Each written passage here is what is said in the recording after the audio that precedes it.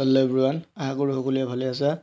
আজি আমি এই ভিডিঅ'ত আলোচনা কৰিম 2023 আৰু 24 চনৰ কাৰণে এফেয়াৰ্ছবোৰ যিবোৰ গ্ৰেড 3 গ্ৰেড 4 আসাম পুলিচৰ অহাৰ সম্ভাৱনা আছে। আজিৰ ভিডিঅ'ৰ প্ৰথম প্ৰশ্নটো হৈছে ভাৰতীয় নৌসেনাই কোনখন দেশৰ পৰা এখন পৰমাণু শক্তিচালিত যুঁজাৰু সাবমেৰিন লিজত লৈছে। ইয়াৰ শুদ্ধ উত্তৰটো হ'ব অপশ্যন এ ৰাছিয়া। ৰাছিয়াৰ পৰা ভাৰতীয় নৌসেনাই এখন পৰমাণু শক্তিচালিত যুঁজাৰু সাবমেৰিন লিজত লৈছে। পৰৱৰ্তী কোৱেশ্যনটো হৈছে ভাৰতীয় ক্ৰিকেট নিয়ন্ত্ৰণ পৰিষদ BCCIৰ বৰ্তমান সভাপতি হ'ল।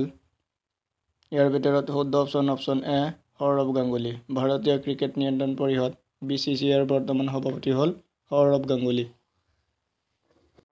3 নম্বৰ কোৱেশ্যন কোনখন ৰাজ্যই চৰকাৰী মাদ্ৰাছা বিদ্যালয় বন্ধ কৰি নিয়মীয়া স্কুললৈ সলনি কৰিবলৈ আইন প্ৰণয়ন কৰিছে। শুদ্ধ অপশ্যন এ অসম। অসম ৰাজ্যই চৰকাৰী মাদ্ৰাছা বিদ্যালয় বন্ধ কৰি নিয়মীয়া স্কুললৈ সলনি কৰিবলৈ আইন প্ৰণয়ন কৰিছে। 4 নম্বৰ কোৱেশ্যন তলৰ কোনখন ৰাজ্যই সৰ্বপ্ৰথম 100% প্ৰাপ্তবয়স্ক লোকক কোভিড ভেকচিন প্ৰদান সম্পূৰ্ণ কৰিছে। শুদ্ধ option A Himachal Pradesh.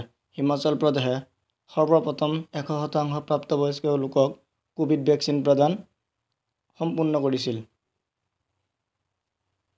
5 number কোৱেশ্যনটো হৈছে তলৰ কোনজন ব্যক্তিক উপ-ৰাষ্ট্ৰীয় নিৰাপত্তা উপদেষ্টা হিচাপে নিয়োগ কৰা হৈছে। শুদ্ধ অপশ্যনটো হ'ব অপশ্যন এ বিক্ৰম মিস্ত্ৰী। বিক্ৰম মিস্ত্ৰীক উপ-ৰাষ্ট্ৰীয় নিৰাপত্তা উপদেষ্টা হিচাপে নিয়োগ কৰা হৈছে। পৰৱৰ্তী কোৱেশ্যনটো হৈছে তলৰ কোনজন খেলুৱৈক উত্তৰাখণ্ডৰ ক্ৰীড়া আৰু স্বাস্থ্য বিভাগৰ ব্ৰেণ্ড এম্বেচাডৰ হিচাপে নিয়োগ কৰা হৈছে। শুদ্ধ অপশ্যনটো হ'ব অপশ্যন এ ঋষভ পন্ত। ঋষভ পন্তক উত্তৰাখণ্ডৰ ক্ৰীড়া আৰু স্বাস্থ্য বিভাগৰ ব্ৰেণ্ড এম্বেচাডৰ হিচাপে নিয়োগ কৰা হৈছে। পৰৱৰ্তী কুৱেশ্যনটো হৈছে কেন্দ্ৰীয় কেবিনেট অলপতে ছোৱালীৰ বিবাহৰ বয়স 18 পৰা কিমান বছৰলৈ বৃদ্ধি কৰিছে। শুদ্ধ অপশ্যনটো হ'ব অপশ্যন এ 21।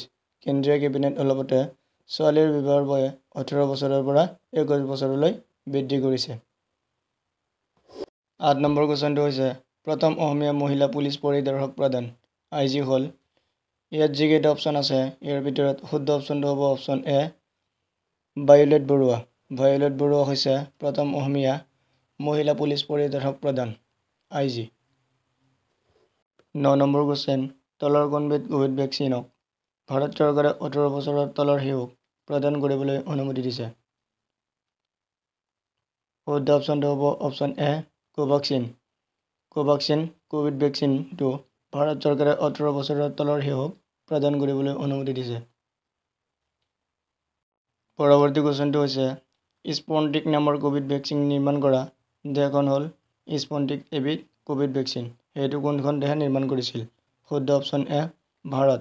স্পুটনিক নামৰ কোভিড ভেকচিনটো ভাৰতে নিৰ্মাণ কৰিছিল। 11 নম্বৰ কুৱেশ্যনটো সুধিছে দিল্লী ক্ৰীড়া বিশ্ববিদ্যালয়ৰ প্ৰথম উপাচাৰ্য হিচাপে কোনগৰাকী অলিম্পিক খেলুৱৈক নিযুক্তি দিয়া হৈছে। ইয়াত 3টা অপশ্যন আছে। ইয়াৰ ভিতৰত শুদ্ধ অপশ্যন এ কৰ্ণাম মাল্লেশ্বৰী। কৰ্ণাম মাল্লেশ্বৰীক দিল্লী ক্ৰীড়া বিশ্ববিদ্যালয়ৰ প্ৰথম উপাচাৰ্য হিচাপে নিযুক্তি দিয়া হৈছে। সুধিব পাৰে কৰ্ণাম মাল্লেশ্বৰী কি খেলৰ লগত জড়িত।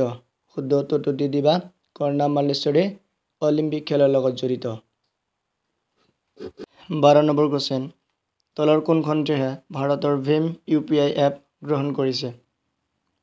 শুদ্ধ অপশ্যনটো হ'ব অপশ্যন এ ভূটান। ভূটানে ভাৰতৰ ভীম UPI এপটো গ্ৰহণ কৰিছে। আৰু এটা কথা মনত ৰাখিবা সুধিব পাৰে ভীম UPI এপটো কোনখন দেশৰ হয়। এইটো শুদ্ধ অপশ্যনটো হ'ব ভাৰতৰ। পৰৱৰ্তী কুৱেশ্যনটো হৈছে MH-16 ৰোমিঅ নামৰ হেলিকপ্টাৰবিধ ভাৰতীয় নৌসেনাই কোনখন দেশৰ পৰা আহৰণ কৰিছে। শুদ্ধ অপশ্যনটো হ'ব অপশ্যন এ আমেৰিকা যুক্তৰাষ্ট্ৰ। MH-16 ৰোমিঅ নামৰ হেলিকপ্টাৰবিধ ভাৰতীয় নৌসেনাই আমেৰিকা যুক্তৰাষ্ট্ৰৰ পৰা আহৰণ কৰিছে। 14 নম্বৰ কুৱেশ্যনটো হৈছে অসমৰ কোনখন ৰাষ্ট্ৰীয় উদ্যানত বন্যপ্ৰাণী সুৰক্ষাৰ বাবে এলিভেটেড কৰিডৰ নিৰ্মাণ কৰা হৈছে। ইয়াত 4টা অপশ্যন আছে। ইয়াৰ ভিতৰত শুদ্ধ অপশ্যন এ কাজিৰঙা। কাজিৰঙা ৰাষ্ট্ৰীয় উদ্যানত বন্যপ্ৰাণী সুৰক্ষাৰ বাবে এলিভেটেড কৰিডৰ নিৰ্মাণ কৰা হৈছে। পৰৱৰ্তী কুৱেশ্যনটো সুধিছে ভাৰতবৰ্ষৰ ভিতৰত সৰ্বশ্ৰেষ্ঠ কমলা উৎপাদনকাৰী হিচাপে অসমৰ কোনখন জিলা স্বীকৃতি পাইছে? ইয়াত 4টা অপশ্যন আছে। ইয়াৰ ভিতৰত শুদ্ধ অপশ্যনটো হ'ব অপশ্যন এ কাৰ্বি আংলং। ভাৰতবৰ্ষৰ ভিতৰত সৰ্বশ্ৰেষ্ঠ কমলা উৎপাদনকাৰী হিচাপে অসমৰ কাৰ্বি আংলং জিলা স্বীকৃতি পাইছে। 16 নম্বৰ কুৱেশ্যনটো সুধিছে অসমৰ 7খন ৰাষ্ট্ৰীয় উদ্যান হিচাপে স্বীকৃতি দিয়া ৰায়মনা ৰাষ্ট্ৰীয় উদ্যান কোনখন জিলাত অৱস্থিত? শুদ্ধ অপশ্যনটো হ'ব অপশ্যন চি কোকৰাঝাৰ জিলাত। অসমৰ 7খন ৰাষ্ট্ৰীয় উদ্যান হিচাপে স্বীকৃতি দিয়া ৰায়মনা ৰাষ্ট্ৰীয় উদ্যান কোকৰাঝাৰ জিলাত অৱস্থিত। ইয়াত অপশ্যন এ নাম্বাৰটো দিলেও হ'ব। 17 নম্বৰ কুৱেশ্যনটো সুধিছে অলপতে ভাৰতৰ ৰাজহুৱা খণ্ডৰ বিমান পৰিবহণ কোম্পানী এয়াৰ ইণ্ডিয়াক কোনটো ব্যক্তিগত কোম্পানীয়ে অধিগ্ৰহণ কৰিছে? ইয়াত 4টা অপশ্যন আছে। ইয়াৰ ভিতৰত শুদ্ধ option option A Tata sons.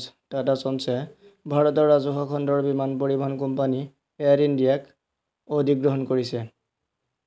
পৰৱৰ্তী কুৱেশ্যনটো হৈছে অলপতে ভাৰতৰ কোনখন ঠাইত কাশী বিশ্বনাথ মন্দিৰৰ নতুন কৰিডৰ উদ্বোধন কৰা হৈছে? ইয়াত 4টা অপশ্যন আছে। ইয়াৰ ভিতৰত শুদ্ধ অপশ্যনটো হ'ব অপশ্যন এ বাৰাণসী।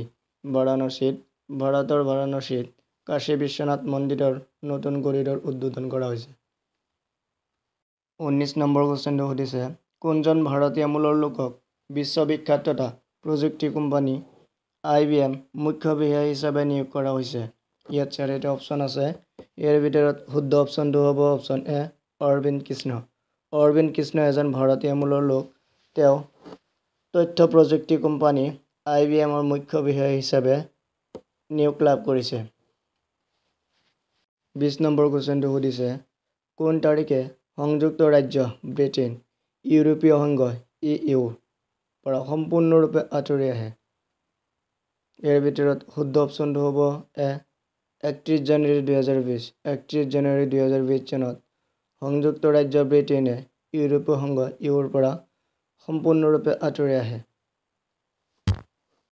পৰৱৰ্তী কুৱেশ্যনটো হৈছে অসমত অনুষ্ঠিত খেলো ইণ্ডিয়া 2020 সৰ্বাধিক পদকজয়ী ৰাজ্যখন হ'ল? শুদ্ধ অপশ্যনটো হ'ব এ মহাৰাষ্ট্ৰ। অসমত অনুষ্ঠিত খেলো ইণ্ডিয়া 2020ত সৰ্বাধিক পদকজয়ী হৈছিল মহাৰাষ্ট্ৰই। 22 নম্বৰ কুৱেশ্যন ভাৰতৰ মহাকাশ গৱেষণা সংস্থা ইছৰো অলপতে প্ৰস্তুত কৰা মানৱসদৃশ ৰবটটোৰ নাম কি যাক মহাকাশলৈ পঠোৱা হয়? Option A Vyom Mitra, option B Gaganyaan, option C Vayu Mitra, option D Chandrayaan. শুদ্ধ অপশ্যনটো হ'ব এ বুম মিত্ৰ। ভাৰতৰ মহাকাশ গৱেষণা সংস্থা ইছৰো অলপতে প্ৰস্তুত কৰা মানৱসদৃশ ৰবটটোৰ নাম আছিল বুম মিত্ৰ। 23 নম্বৰ কুৱেশ্যনটো সুধিছে কোনখন দেশ অলপতে পৃথিৱীৰ দ্বিতীয় সৰ্ববৃহৎ মোবাইল ফোন নিৰ্মাণকাৰী হিচাপে পৰিগণিত হৈছে? শুদ্ধ অপশ্যনটো অপশ্যন এ ভাৰত। ভাৰত অলপতে পৃথিৱীৰ দ্বিতীয় সৰ্ববৃহৎ মোবাইল ফোন নিৰ্মাণকাৰী দেশ হিচাপে পৰিগণিত হৈছে। 24 নম্বৰ কুৱেশ্যনটো সুধিছে কোনখন দেশে ভাৰতৰ মহাকাশচাৰীসকলক প্ৰশিক্ষণ দিবলৈ সন্মতি প্ৰদান কৰিছে? ইয়াত 4টা অপশ্যন আছে। ইয়াৰ ভিতৰত শুদ্ধ অপশ্যন এ ৰাছিয়া। ৰাছিয়াই ভাৰতৰ মহাকাশচাৰীসকলক প্ৰশিক্ষণ দিবলৈ সন্মতি প্ৰদান কৰিছে। 25 নম্বৰ কুৱেশ্যনটো হৈছে ভাৰতৰ নাগৰিকত্ব আইনে 2019 তলৰ কোনখন দেশৰ পৰা অহা লোকক নাগৰিকত্ব প্ৰদান নকৰে? শুদ্ধ অপশ্যনটো হৈছে এ নেপাল। ভাৰতৰ নাগৰিকত্ব আইন 2019 মতে নেপাল দেশৰ পৰা অহা লোকক নাগৰিকত্ব প্ৰদান নকৰে। আজিৰ ভিডিঅ'ৰ এইটো আছিল লাষ্ট কুৱেশ্যন। যিসকলে নতুনকৈ আহিছে তেওঁলোকে চেনেলটো ছাবস্ক্ৰাইব কৰি কাষত থকা বেল আইকনটো প্ৰেছ কৰিবলৈ নাপাহৰিবা। আৰু যদি ভাল লাগে লাইক শ্বেয়াৰ কমেণ্ট কৰিবলৈ নাপাহৰিবা। Thank you for ৱাটছিং।